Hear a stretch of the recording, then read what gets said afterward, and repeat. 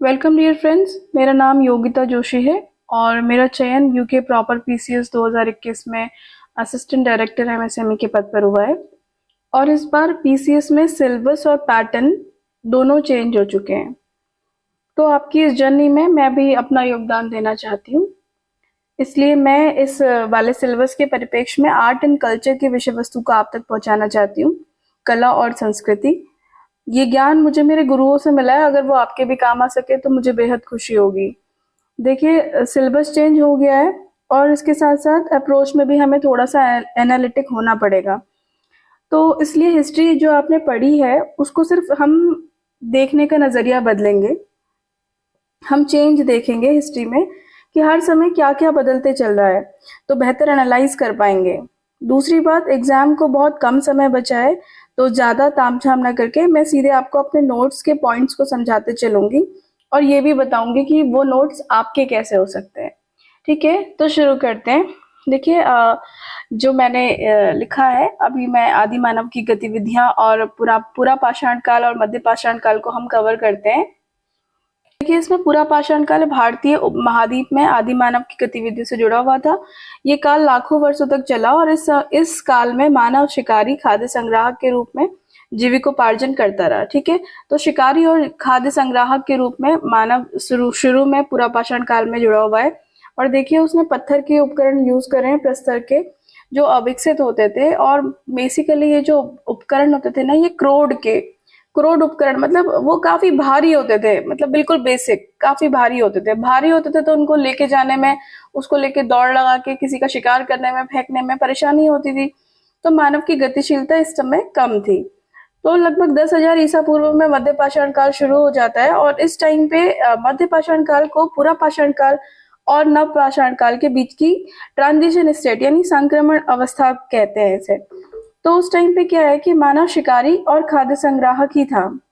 ठीक है, लेकिन अब उसके शिकार और खाद्य संग्रह की तकनीक में परिवर्तन आ गया। इंपॉर्टेंट क्या है कि यहाँ पे टेक्नोलॉजी चेंज हो गई है। क्या हो गया है कि हम क्या क्या चेंजेस देखते हैं। देखिए, मध्य पाषाण काल में कि देखते हैं कि संघर्ष के क्रम में कुछ नवीन तकनीकों का विकास हुआ। क्या थे वो? छोटे पाषाण उपकरण। तो ये उपकरण जो होते थे, ये लकड़ी और हड्डी को साथ में जोड़ करके बेहतर दक्ष और बेहतर उपकरण बनाए जाते थे।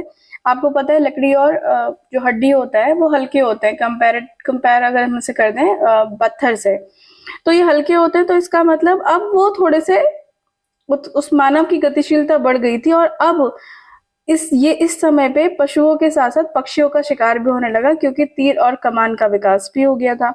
तो सोचिए, जहां पहले जानवरों को मारना वो भी मुश्किल हुआ करता था, इसकी वजह से गतिशीलता बढ़ने की वजह से वो भी आसान हो गया और पशुओं के साथ पक्षी भी मारने लगे। तो इसका मतलब अब खाद्य उपलब्धता बढ़ गई।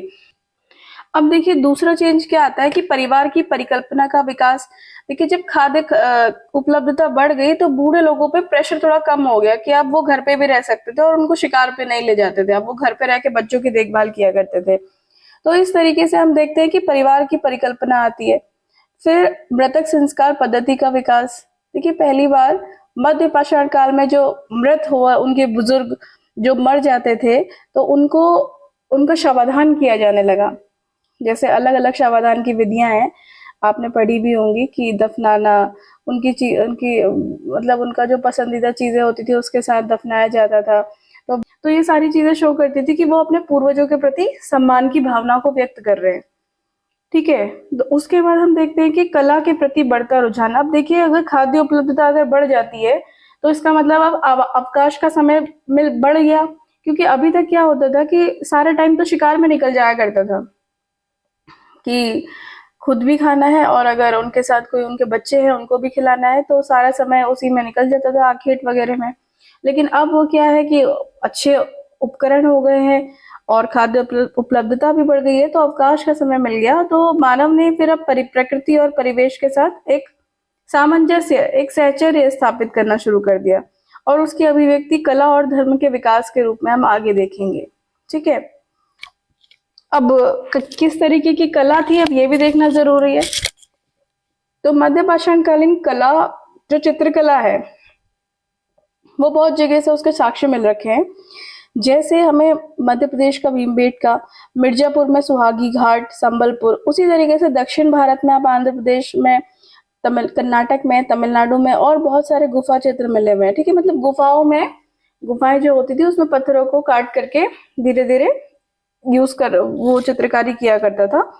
और उसके बाद देखिए हमें दो प्रकार के चित्र देखने को मिलते हैं यहाँ पे, लाल, पीले और हरे रंग की चित्रकारी। अब देखिए रंगों का प्रयोग भी शुरू कर दिया है इस वक्त पे, मध्य पाषाण काल में रंगों का प्रयोग शुरू हो चुका है। दूसरी तक्षण कला, मतलब वो खुरचनी वगैरह से कर करके जो कला बनाते हैं उभार के पत्थर पे, तो इस प्रकार के चित्र गुफाओं में बनाए गए और साथ ही ये चित्र चट्टानों पे भी बनाए गए। गुफा और चट्टान दो तरीके के चित्र हमें मिल रहे हैं मध्य पाषाण काल में।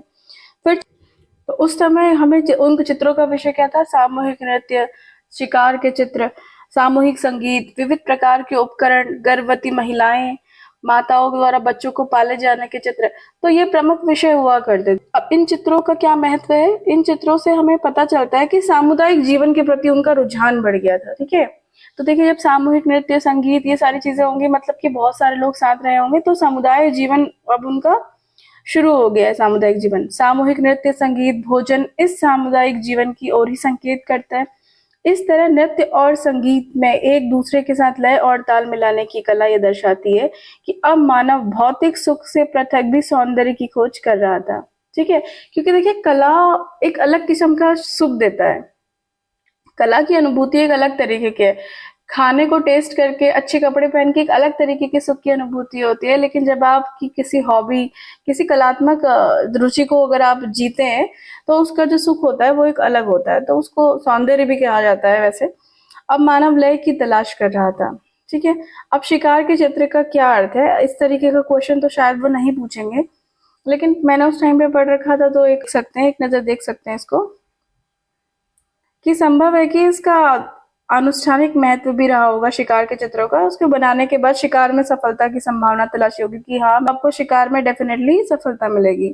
फिर चित्रों में प्रतीकात्मकता और संकेतिकता का प्रयोग कर रखा है, क्योंकि आप देखते हैं कि मध्य पाषाण काल में हमें लिपि नहीं अभी तक नहीं मिली है, तो लिपि है नहीं, तो उसकी अनुपस्थिति में चित्र ही बोलने की कोशिश करने लगते हैं। और देखते हैं कि महिलाओं की आकृति जो है वो उसमें वास्तविक बनाई गई है, लेकिन पुरुषों की आकृति प्रतीकात्मक है। तो संभवतः ऐसा लोग अनुमान लगाते हैं विद्वान कि शिकार के मध्य जो हिंसा और रक्तपात होता था, इससे ये पुरुष शिकारी आहत होते थे, इसीलिए वो शिकार वाले दृश्य में अपने वास्तविक चित्र नहीं देना चाहते थे। और ये भी एक गौर करने वाली बात है कि शिकार वाले दृश्य में किसी अकेला शिकारी की जगह शिकारियों का सामूहिक चित्र बना हुआ है। ठीक है, एक सामूहिक चित्र बना हुआ है, जिसका अर्थ है कि कोई भी अकेला व्यक्ति उस हिंसा का दायित्व अपने सिर पे नहीं लेना चाहता था। तो अगर ये सही है तो हम कह सकते हैं कि अब मानव में करुणा का भाव भी जागने लगा था। देखते हैं कि मध्य पाषाण काल की जो चित्रकला है वो आधुनिक चित्रकला के कैसे समीप है।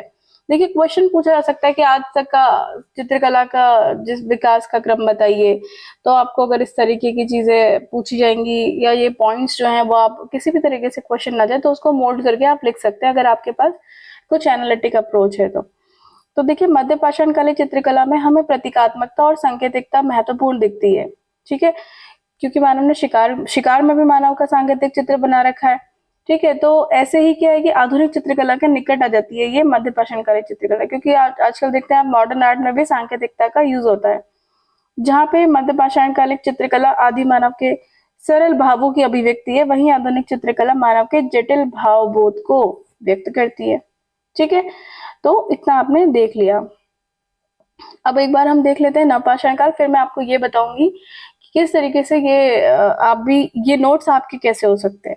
ठीक है, नवपाषाण काल देखते हैं हम कि ये वो काल था जब मानव शिकारी खाद्य संग्राहक की स्थिति से खाद्य उत्पादक की स्थिति में आ गया। देखिए चीजें चेंज हो रही हैं। चेंज क्या रहा है कि अभी तक शिकारी और खाद्य संग्राहक जो मिल जाता था उसको इकट्ठा करके रख लेते थे, लेकिन अब वो खाद्य उत्पादक बन रहा है मानव नवपाषाण काल में आके। तो पहली बार कृषि और पशुपालन शुरू होता है, और आपको पता है कृषि होने के लिए तो उसको बार बार निराई गुड़ाई बहुत सारी चीजें करनी पड़ती हैं, और पशुओं को लेकर भी आप बहुत ज्यादा नहीं कर सकते हैं। तो आप स्थायी गांव बसने लगे और लोगों ने सामुदायिक जीवन की शुरुआत करी। ठीक है, तो कृषि आरंभ होने के बाद खाद्य उपलब्धता और बढ़ गई, तो लोगों के जीवन में और ज्यादा अवकाश आने लगा। अब महिलाएं और बूढ़े व्यक्ति घर पे रहने लगे। अभी तक सिर्फ बूढ़े व्यक्ति रहते थे और महिलाएं भी शिकार किया करती थी, लेकिन अब थोड़ा सा और सामाजिक ढांचा चेंज हो जाएगा। फिर कृषि और अनाजों का उत्पादन लोगों के आर्थिक जीवन पर ही नहीं बल्कि सामाजिक और सांस्कृतिक जीवन पर भी अपना प्रभाव छोड़ा। लोग एक दूसरे को अनाजों के रूप में उपहार देने लगे और जो जैसे सार्वजनिक भोज उत्सव को प्रोत्साहन मिला। और इनसे क्या होता है, जब लोग साथ साथ बहुत सारी चीजों को टास्क करते हैं, सामुदायिक भोज जैसी चीजें होती है, उत्सव साथ मनाते हैं, तो उनमें बंधुता की भावनाएं बढ़ जाती है। ठीक है, अब क्योंकि कृषि किससे उत्पादन का महत्व बढ़ गया था, तो इसका मतलब उत्पादक शक्ति की पूजा भी होने लगी थी। इस तरीके से हम देखते हैं कि देवी की मूर्तियां और सांड की मूर्तियां मिली है, इसका संबंध कहीं ना कहीं उत्पादन से है।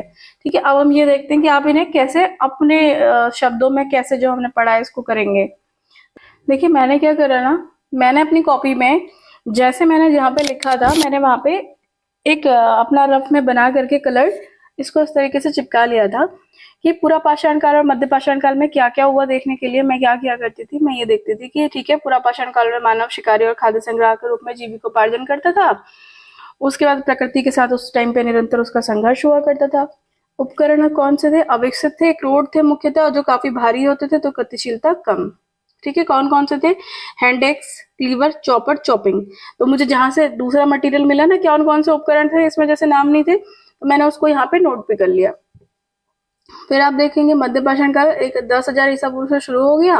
पूरा पाषाण काल नव पाषाण काल के बीच का संक्रमण काल इसे कहा जा सकता है। अब पूछा भी जा सकता है ना आपसे, एक क्वेश्चन ये भी पूछा जा सकता है कि मध्य पाषाण काल को पूरा पाषाण काल नव पाषाण काल के बीच का संक्रमण काल कहा जा सकता है।